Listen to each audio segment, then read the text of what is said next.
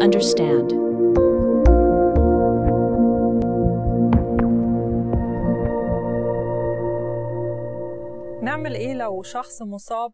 If a person bleeds from his or her arm due to a severe wound, what should we do? What are the first aid measures?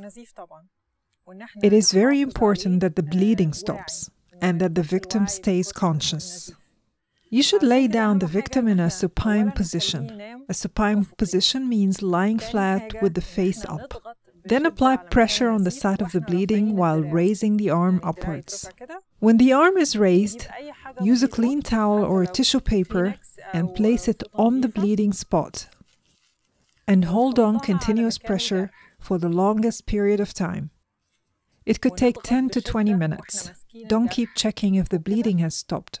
Just keep applying pressure. You should keep the injured arm raised and make sure that the fingers do not turn blue.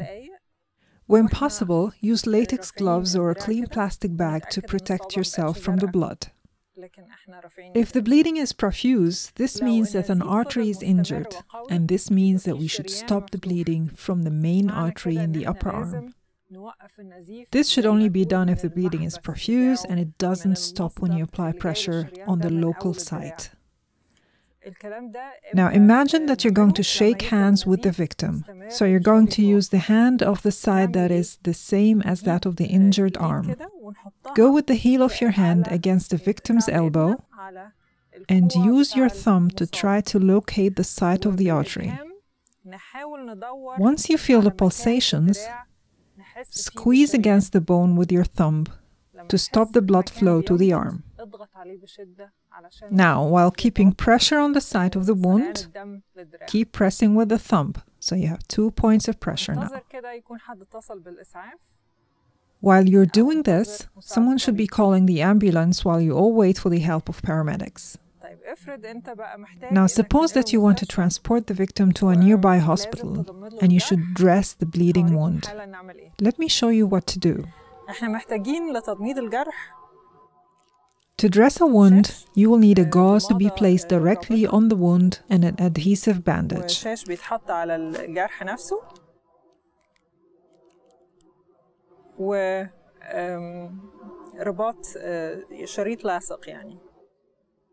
And here's how to dress a wound.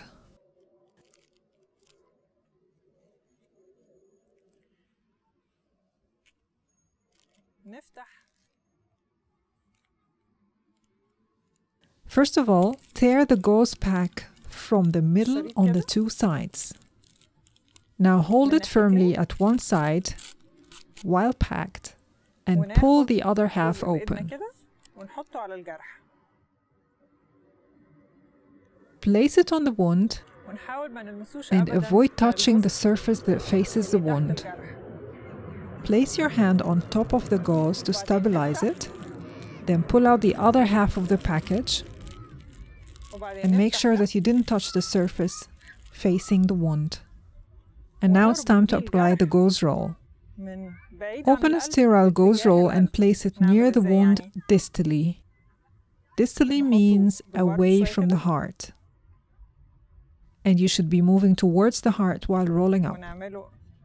Now start wrapping the gauze around the wound in the direction towards the heart.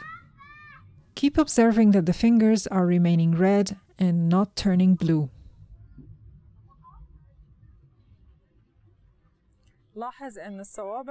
The best way to prevent this is that you should not apply too much pressure, otherwise you will have blue fingers.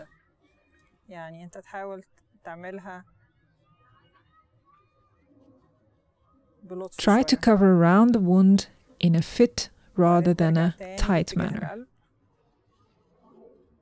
As you can see how the wound is covered now, please remember that the end point is closer to the heart.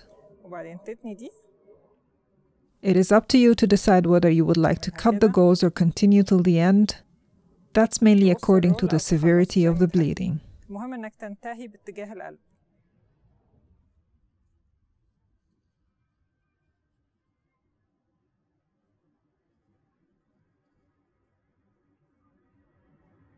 وبعد ما تخلص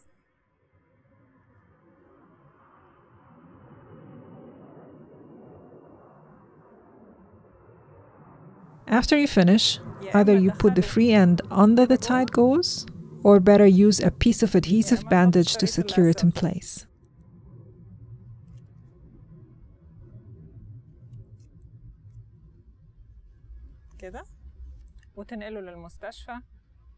While transporting the victim, make sure that his arm is raised as long as possible to minimize the bleeding. I wish you good health. This video contains general information about medical conditions. The content might not be suitable for everyone and should not be treated as such. Always consult your doctor before using medications. The medical information is provided without any warranties or legal obligations to those who might apply them.